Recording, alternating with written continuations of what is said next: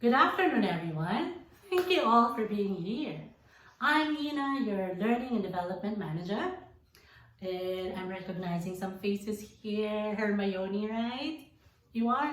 Ron, Luna, and of course, Harry, I remember you. Thank you for being here. And today, our topic is how to deal with challenging guests. So I'd like to know first, raise your hand if you ever had to deal with a challenging guest before. Right? All of us have. Good. Keep your hands up if it ended well. Oh, good. Good. It did. And lastly, keep it higher even if you want to meet more challenging guests.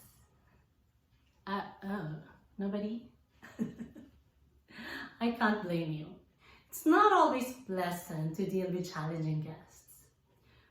But you know what? The moment we signed that contract, making us team members in this cruise industry, that is exactly what we signed up for. We have to learn how to deal with all kinds of guests, including challenging ones. So today, I'm going to give you the tools that you need on how to deal with them. Our method, which we'll call the L.A.S.T method or L.A.S.T method, is what we'll discuss today. By the end of this session, you should be able to identify what L.A.S.T stands for and know how to use this in dealing with certain kinds of guests. Are you ready to learn? Are you ready to learn what L.A.S.T stands for? Yes, good. Then let's begin. Let's start with the letter L. L stands for listen. Listen attentively. What do you think is the difference between hearing and listening? Hermione? Good. Hearing is quite passive, while listening is very active. Now, how do we show our guests that we're actively listening? Yes, Rob? Of course. Body language says a lot. Nod your head, lean closer. That shows your guests that you're really listening. And how else? Luna? Good idea. Ask relevant questions. Probe.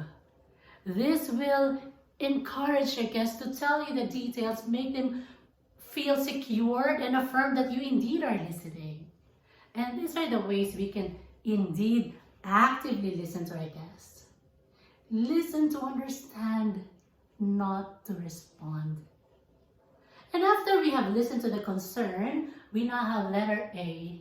What do you think this stands for? A for accept. That's a possible answer. What else? Apologize. Yes, we apologize to our guests. Are we admitting the blame or taking that this is our fault? No, you're right. Then what are we apologizing for? What do you think, Harry? What are we apologizing for? Correct. We're apologizing that they are not happy. For some reason, they are disappointed, frustrated, or whatnot. We apologize that they are not at the best state they could be in this cruise. And we're sorry for that. We don't need to take the blame. We just need to apologize with sincerity and empathy. Tell me, what is your understanding of what empathy is? Yes, Hermione, you're right. Empathy is putting yourself in somebody else's shoe. Make them feel that you understand what they're going through. And indeed, you should. Because all of us had also been guests at one time or another. Maybe not on the cruise, but we had been customers and we know how it feels to be slighted. So apologize. And after we apologize with sincerity and empathy, what should we do next? S stands for solve. Solve the problem. It doesn't matter if you have already apologized, but if you don't do anything, then what do you think would the guests feel? Exactly, Miss Luna. They'll be more frustrated, they'll be more sadder than they started with. So we have to make sure we solve the problem. Take ownership of the problem. But what if you can't do anything about the problem? Harry, what would you do in that situation? The power is not with you to resolve it. What do you think you do? Yes, you can refer them to someone who can.